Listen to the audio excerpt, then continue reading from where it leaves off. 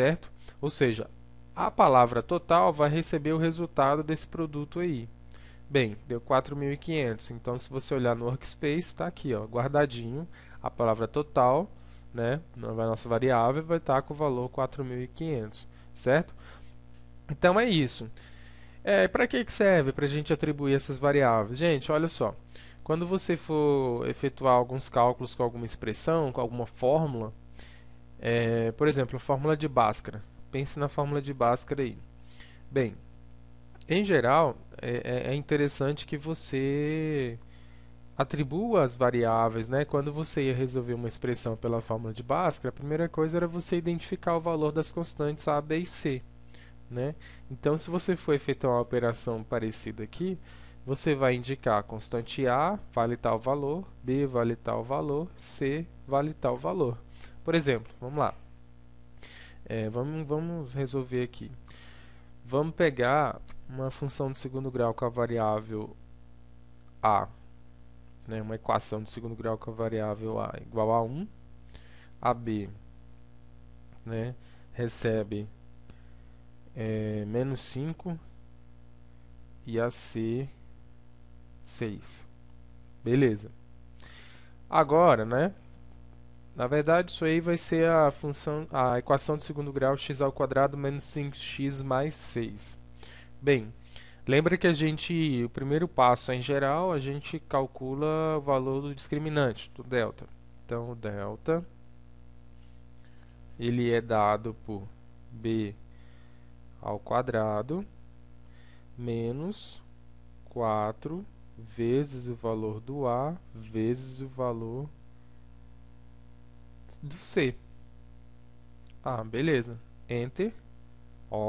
Nosso delta ele já calculou automaticamente e armazenou a variável delta, certo? O delta está aqui, 1. Beleza? Então, basicamente é isso. Essa questão de armazenar variável. Para facilitar os cálculos aí, né, cálculos mais complexos, é interessante a gente fazer essa questão de armazenar as variáveis e não simplesmente colocar os números, né? Só número, trabalhar só com número. Então, é uma maneira de otimizar essas coisas aí. Então, mas veja, eu quero fazer uma observação aqui da seguinte forma.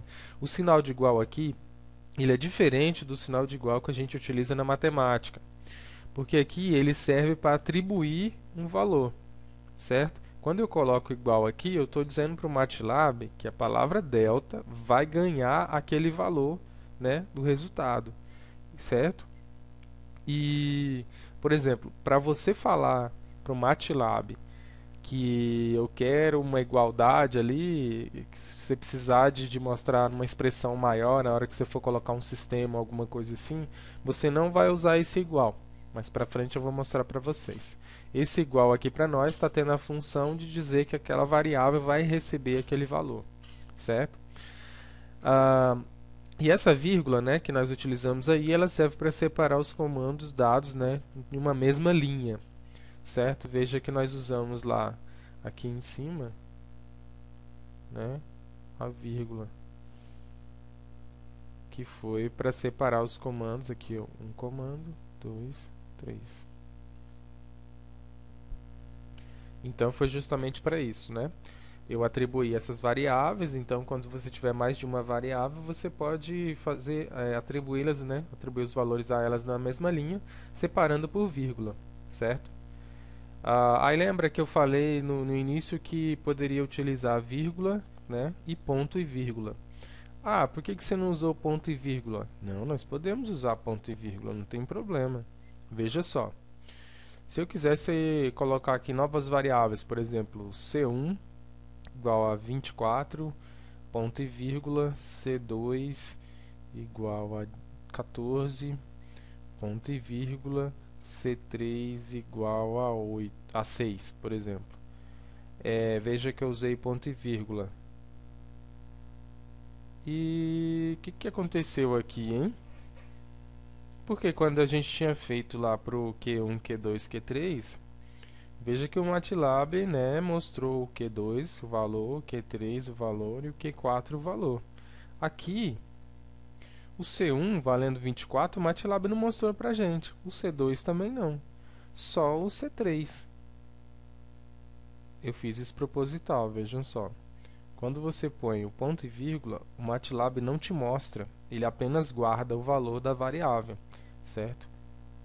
Você só vai usar ele, então, para quando você não quiser receber, ou que o MATLAB é presente para vocês esse valor da variável. Até porque não é muito necessário, porque você já sabe que ele vale, né? Ele vale 6, que ele vale 24 e etc, né? Então não há muita necessidade do MATLAB ficar mostrando isso. Mais para frente vocês vão ver que em geral vamos utilizar mais o ponto e vírgula, né? Quando estiver mexendo com programação aí. Então, veja que eu deixei aqui o ponto sem ponto e vírgula para vocês verem que se você não colocar, ele vai aparecer ali. Então, se eu colocasse o ponto e vírgula, né, vamos colocar aqui B1 igual a 3, ponto e vírgula B2 igual, né, recebendo 5, B4 recebendo 6. Ponto e vírgula, não apareceu ninguém.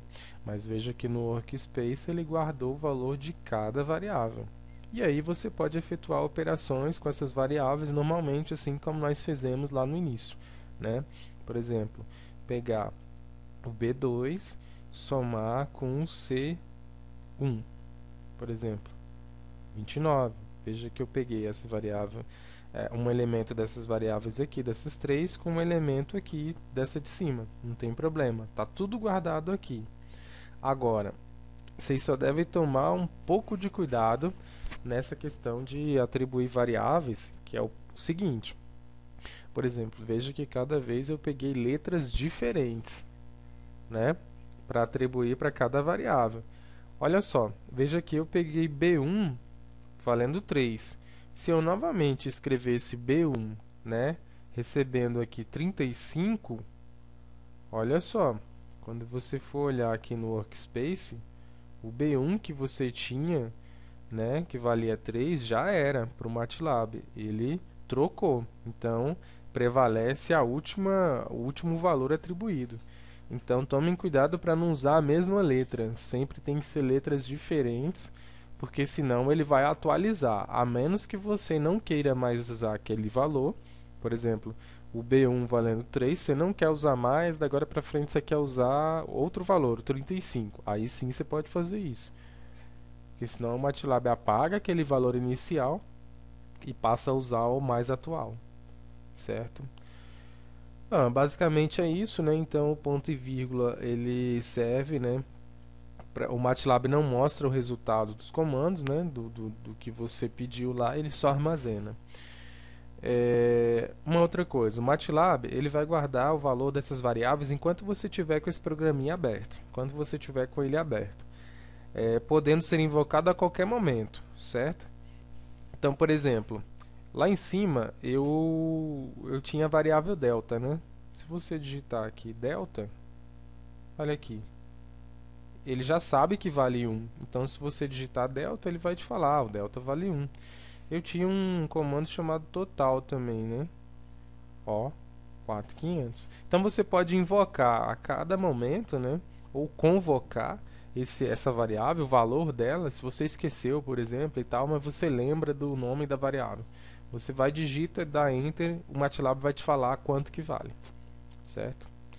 Então, é basicamente isso que eu queria mostrar para vocês aí, né? É só o básico aí dessas ideias. E para finalizar, é interessante vocês verem o seguinte: como que você limpa tudo isso? Bem, nós podemos limpar todos esses valores aqui no Workspace da memória do MATLAB usando o comando clear. Vamos limpar. Opa, clear, limpou tudo. Então nós não temos mais, o MATLAB não sabe mais o valor de nenhuma variável que nós utilizamos, certo? Então, se você for fazer alguma operação com aquelas variáveis anteriores, não vai dar em nada porque ele não vai saber quanto que vale ou quanto valia, né? Veja que aqui ficou o histórico, né? Isso aqui é o histórico das variáveis que nós utilizamos, né? Das operações aí. Esse é o histórico. fica guardadinho aqui, certo? O Workspace é aquela tela, né, que vai guardando, né, vai mostrando todas as variáveis aí que o MATLAB vai guardando. Aqui é como se fosse a memória do MATLAB, certo? Então, aos poucos nós vamos nos familiarizando mais aí com esse programinha aí. E eu vejo vocês na próxima aula com mais operações aí.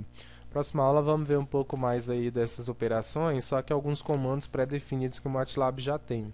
Por exemplo, o valor do π, vamos aprender a calcular seno, cosseno, tangente, operações básicas que a gente pode fazer numa calculadora científica aí, em geral, que são muito usuais aí. Então, beleza? Até a próxima.